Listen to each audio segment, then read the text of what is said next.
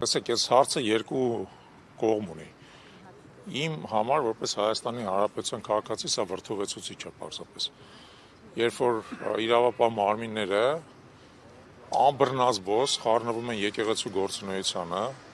տասնյակներով հոգևորականների են բերման ենթարկում, հետո ձերբակալում են բարձրաստիճան հոգևորականների, բերում են նրանց կալանքի թեև ակնհայտ է, ինչպես արդեն մեր հարգարժան իրավաբան գործընկերները ասացին, հիմնավոր կասկած իրականում չկա, այն քրեական օրենսգրքի հոդվածները, որոնք նկարագրում են, այսպես ասած, խնդրոառարկան, այդ հոդվածների համատեքստում ապացուցված չի, ոչ միայն ապացուցված չի, նույնիսկ կասկածը որևէ կերպ հիմնավորված չի, հա։ Սա ակնհայտորեն քաղաքական բռնաճնշումներ է եւ ընդգծված քաղաքական բռնաճնշումներ է հայ առաքելական Սուրբ Եկեղեցու նկատմամբ։ Հիշենք նաեւ, որ Մկրտիչ Սրբազանը վեհապար հայրապետի քրոջ որդին է նաեւ, այսինքն անմիջական ազգական է, եւ սա նպատակը վեհապար հայրապետի նկատմամբ ճնշում գործադրելն է։ Որևէ կասկած ես դրանում չունեմ։ Ընդ որում պետք է նկատի ունենալ հետեւյալը, խոսքը գնում է 4 տարի առաջ տեղի ունեցած իրադարձությունների մասին, որոնց նույնիսկ վաղեմությունը վաղուց արդեն անցած է, որոնցով իրականում որևէ իրադարձություն տեղի չի ունեցել, որևէ վնաս որևէ մեկին չի հասցվել եւ այլն, եւ հիմա դա ասենց գծրոցներից անել են, որպեսզի կարողանան ճնշում գործադրեն հայաքեռական Սուրբ Եկեղեցու նկատմամբ։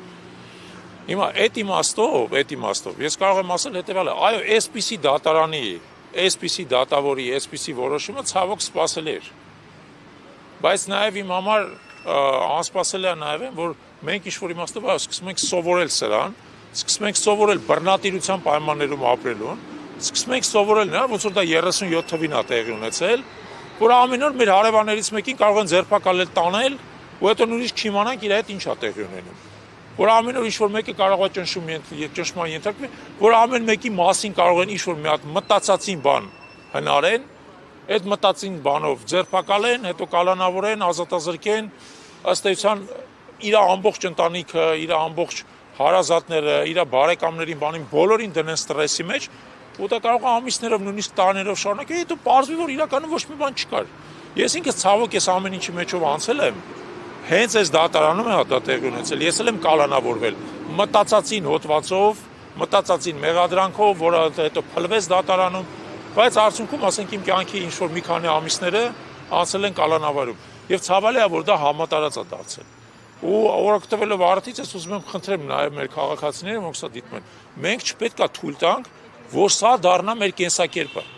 որ այն պետությունում, որը մենք կարողացել ենք անկախացնենք, որը մենք մեր գործողություններով փորձում ենք ավելի ժողովրդավար դարձնել, մեր պետությունում մարդը պաշտպանված չլինի։ Կապ չունի նա եպիսկոպոս է, նա քահանա է, նա ոստիկան է, նա շինարար է, կապ չունի թե ինչ մարդ է։ Մարդը մեր երկրում պետք է պաշտպանված լինի, նրա գլխին պետք է մտածածին գործ չսարքվի, ինչպես այսօր դա տեղի ունենում։ Պարոն Շալաբյան, ժամեր առաջ նաև դատարանը որոշում կայացրեց գործարար Սամվել Կարապետյանի կալանքի երկարաձգման վերաբերյալ։ Այդ մասին ինչ կարող եք ասել, ըստ էության արդեն 5 ամիս է Սամվել Կարապետյանը կալանքի տակ է գտնվում։ Կարող եմ ասել բացարձակ նույնը։ Բացարձակ նույնն է, երբ որ ասում է շինարար Սամվել Կարապետյանը շինարարական ոլորտին, որում Ռուսաստանի խոշորագույն խաղացողներից մեկն է, բարերարը մեր ազգային կյանքում լուրջ ավանդ ունեցող մարդ է եւ նրա նկատմամբ կամայական կերպով փաստորեն անընդհատ տեղի ունենում կալանքի երկարաձգում։ Ակնհայտ է, չէ՞ որ եթե նույնիսկ գործակնվում ցանկացած այլ խափանման միջոց կարելի է կիրառել, Սամվել Կարապետյանի նկատմամբ հանգիստ ունենա կարող են գրավով ազատության մեջ մարդուն թողեն, որպեսզի ինքը գործունեությամբ զբաղվի, մինչև այդ գործը քննվում է։ Կալանքը կիրառվում է որպես պատժամիջոց։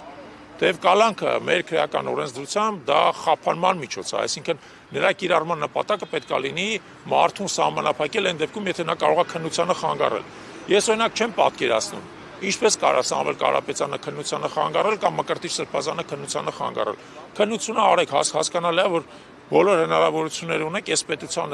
վերահսկողության պայմաններում քննությունը կարող եք իրականացնել։ Բայց ակնհայտ է, որ կալանքը օգտագործում են մարդկանց վրա որպես ճնշման միջոց եւ դա սկսում է համատարած դառնալ։ Այս քանակությամբ բարձրաստիճան մարդիկ, երկրի առաջ վաստակ ունեցող մարդիկ երբեք կալանավորված չեն եղել։ Երբեք դա բացարձակ ճշմարտություն է։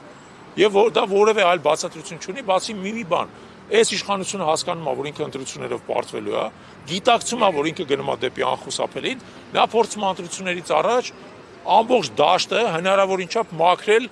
անդիմությունը մաքրել, իր նկատմամբ դիմադրությունը մաքրել։ Համոզված եմ, որ միայն նա չի ստացվելու, որովհետև հազարներ են արդեն եւ ամեն մի մարդը, որը կալանավորվում է, իր հետևից եւս 10-ը դուրս է գալիս, կանգնում է պայքարի։ 10-ը, 100-ը, 1000-ը, դա նաեւ Սամվել Կարապետյանի դեպքում ենք մենք տեսնում։ Ուստի ինչքան ուզում եք բերեք, ում ուզում եք ու կալանավորեք։ Միևնույնն է, մարդիկ պայքարելու են, որ ձեզանից ազատվեն։ Պայքարելու են դրա համար։ Ձեր կալանքները ոչ մեկին չեն վախեցնում։ Շնորհակալություն։